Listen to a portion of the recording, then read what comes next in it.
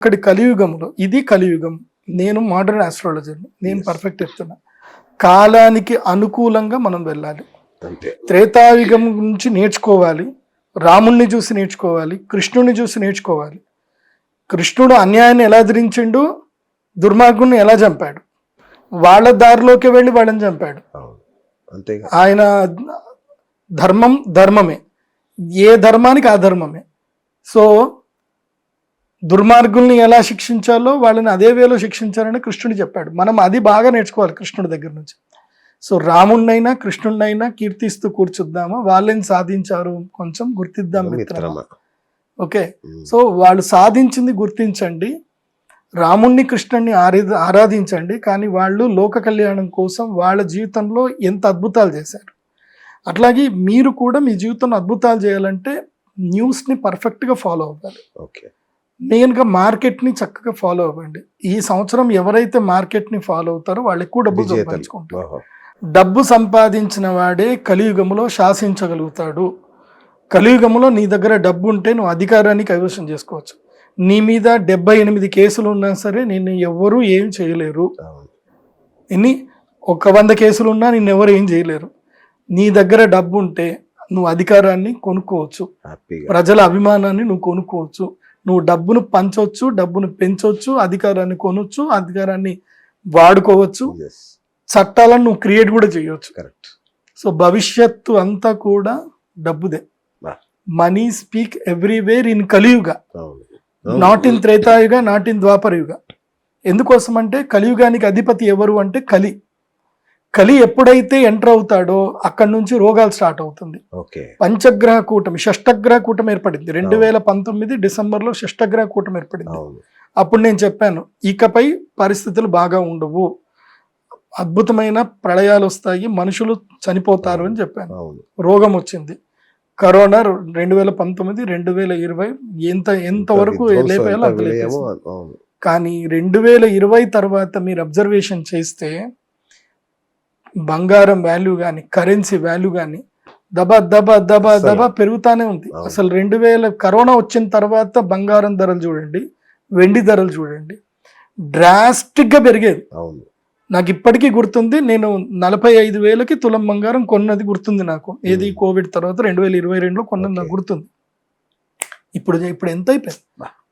1,40,000 అయిపోయింది. అంటే 40,000కి తులం బంగారం కొన్న వ్యక్తికి ₹1,00,000 లాభం ఇప్పుడు.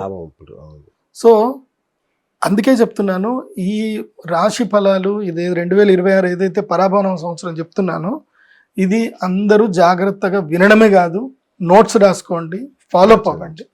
అండ్ జర్నలిస్టులు ఎవరైతే గనక, ఇప్పుడు బుర్రా శ్రీనివాస్ గారు ఈనాడు జర్నలిజం స్కూల్ నుంచి వచ్చారు, ఆయన వీరు కానీ, ఇంకా మా అన్నయ్య ఉన్నాడు నమస్తే తెలంగాణ సతీష్ గారు అని చెప్పి. సో వీళ్ళందరూ ది బెస్ట్ జర్నలిస్టులు. కొంతమంది న్యూస్ లో కొన్ని ప్రియారిటీ రాస్తారు. న్యూస్ పేపర్ లో ఫ్రంట్ ఎప్పుడు చదవకండి, ఫ్రంట్ బ్యాక్ ఎప్పుడు చదవకండి, లోపల చదవండి. లోపలనే ఇన్ఫర్మేషన్ ఉంటుంది, అసలైన ఇన్ఫర్మేషన్ లోపలలోనే ఉంటుంది. ఇంకోటి, అసలైన ఇన్ఫర్మేషన్ కి మెరుగులు ఉండవు, చాలా సింపుల్ గా ఉంటుంది. అది చూసి కనుక మీరు తెలుసుకోగలిగితే బాగుంటుంది. ఎందుకోసం అంటే అది ధృవ అని ఒక మూవీ ఉంటుంది కదా, దాంట్లో చెప్తారు అందరూ న్యూస్ పేపర్లు చూస్తారు కానీ నేను ప్యాటర్న్ చూస్తాను. ఆ ప్యాటర్న్ చూసిన వాళ్ళే సంపాదిస్తారు. ఇప్పుడు ఉదాహరణకి నేను ఆస్ట్రాలజీ చూస్తాను, as well as current issues కూడా చూస్తాను. నేను ఆస్ట్రాలజీలో ముందే ప్రెడిక్ట్ చేశాను. నేను ఏమని, ఫ్యూచర్ కరెన్సీ మారుతుంది. ఇప్పుడు 2026 కూడా అంతే, కరెన్సీ థియరీ మొత్తం మారిపోతుంది. సో ఇప్పుడు ఐటీ వాళ్ళు కూడా లేనంతగా కరెన్సీ మారిపోతుంది, కరెన్సీ తీరు మారిపోతుంది. ఎందుకోసం అంటే ప్రజలకి ఇన్కమ్ ట్యాక్స్ కట్టాలని ఉండదు, మోస్ట్ ఆఫ్ ద ప్రజలకు ఉండదు. ఎందుకోసం అంటే మా గవర్నమెంట్ ఏం చేస్తుంది అని అంటారు. నేను ప్రభుత్వానికి నేను ఇంతే, నాకేం చేస్తుంది అనే ఆలోచనలో ఉంటారు. కాబట్టి ఏం జరుగుతుంది అని అంటే పెద్ద పెద్ద ఇండస్ట్రియలిస్టులు కానీ, పెద్ద పెద్ద మనీ ఎవరైతే వేసుకునేటువంటి వాళ్ళు కానీ, అంటే నేను చెప్తున్నది 100 కోట్లకు పైగా ఉన్నవాళ్ళు. సో మినిమం 10 కోట్ల నుంచి 100 కోట్లకు పైగా నేను వాళ్ళకే అపాయింట్మెంట్లు ఎక్కువ ఇస్తాను. నా అపాయింట్మెంట్స్ అన్ని వాళ్ళకే ఉంటాయి ఎక్కువ. సో వాళ్ళు ప్రయాణం నాకు ఇంత ఇస్తారు, వాళ్ళు మాతో డిస్కస్ చేస్తూ ఉంటారు. కాబట్టి నేను వాళ్ళందరినీ చూస్తున్నా కాబట్టి చెప్తున్నాను, కరెన్సీ థియరీ మారిపోతుంది. సో బంగారము వెండి ధరలు ఆకాశాన్ని అంటుతాయి. ఈ సంవత్సరము బంగారం పూర్తిగా వచ్చేసరికి మీరు దీపావళి ఒక సమయానికి వెళ్ళేసరికి 1,85,000 సూచికి బంగారం వెళ్ళిపోతుంది. ఇది 1 తులం బంగారం 10 గ్రాముల బంగారానికి. వెండి బంగారంకి దాదాపుగా దగ్గర అయిపోతుంది. వెండి పొట్టడం అనుకున్నాం ఇన్ని రోజులు, అంటే బంగారం హైట్ ఉంటుంది వెండి తక్కువ ఉంటుంది అనుకుంటాం. కాదు, ఇప్పుడు బంగారంతో సమానంగా వెండి కూడా దగ్గరికి రీచ్ అవకాశాలు చాలా దగ్గరగా ఉంటాయి. ఓకే, సో ఫస్ట్ ఒక 10 గ్రాముల బంగారము ఈక్వల్ టు 1 kg గోల్డ్ ఉండేది కాదు. ఇప్పుడు 10 గ్రాముల బంగారం ఈక్వల్ టు 1 kg గోల్డ్ పెరిగిపోతుంది ఇప్పుడు. సో మీకు ఫ్యూచర్లో 5 గ్రాముల బంగారము ఈక్వల్ టు 1 kg బంగారం అవుతుంది. 1 kg వెండి అవుతుంది. 5 గ్రాముల బంగారము 1 kg వెండి, ఆ రేషియోకి వెళ్ళిపోతుంది. ముందు 10 గ్రాముల దాకా ఉంటుండే, ఇప్పుడు అది లేదు ఇంకా. బంగారం కేజీలుగా, వెండి కేజీలుగా పెరిగిపోతుంది. సో బంగారము వెండిని ఎంత దాచుకుంటే మీకు అంత మంచిది, ఎంత దాంట్లో పెట్టుబడి పెడితే చాలా. ఇంకోటి చాలా మంది ఏమనుకుంటారంటే బంగారం వెండి పెట్టుబడులు అంటే సిల్వర్ షాప్కి వెళ్ళి కొనుక్కుందాం అనుకుంటారు. అది పొరపాటు. అది నీకు లిక్విడ్ క్యాష్ కిందకి రాదు, అది నీకు లిక్విడ్ అసెట్ కిందకి రాదు, అది నాన్ మూవబుల్ అసెట్ కిందకి వస్తుంది. సో మూవబుల్ అసెట్ అంటే ఏంటంటే లిక్విడిటీ, నువ్వు ఎప్పటికంటే అప్పుడు నువ్వు క్యాష్ కిందకి మార్చుకోగలగాలి. ఇప్పుడు నువ్వు ఇల్లు కొనుక్కోవాలి, ఇప్పుడు ల్యాండ్ కొనుక్కున్నారు, ఆ ల్యాండ్కి రేట్ రావాలి, నువ్వు అన్న రేట్ చెప్పాలి, ఆ కొనవాడు రావాలి, అప్పుడు నీకు వాల్యుబుల్. కాబట్టి పరాభవన సంవత్సరం మనం ఆలోచించాల్సింది ఏంటంటే కరెన్సీ గురించి. ఇప్పుడు ఒకప్పుడు ETF గురించి చెప్పబోయారు. ETF గురించి ఇప్పుడు ఒకప్పుడు ఏమిటంటే కనుక మనము భూమి కొనుక్కుంటే లాభం అనేది ఉంటుంది. ఇప్పుడు ఏమైపోయింది అనంటే భూమి కేవలం ప్రైమ్ లొకేషన్ లో కొనుక్కునే వాడికి మాత్రమే లాభం. ప్రైమ్ లొకేషన్స్ అవి రొటేషన్ అవుతాయి కాబట్టి అక్కడి వరకు. రిమైనింగ్ మీరు ఎక్కడ భూమి కొన్నా మీకు అది రేట్ రాదు, ప్లస్ కొనేవాడు దొరకదు, ఈజీ కాదు. మార్కెట్ లో లిక్విడిటీ ఫ్లోట్ వస్తుంది. 2026 మొత్తం ఎవడి దగ్గర లిక్విడిటీ క్యాష్ ఉంటుందో వాడే గొప్ప. అందుకే నేను అడ్వైజ్ చేసేది ఏంటంటే మీరు రీసెర్చ్ చేయండి, ETFల గురించి రీసెర్చ్ చేయండి. ఇప్పుడు నేను మీకు చూపిస్తాను.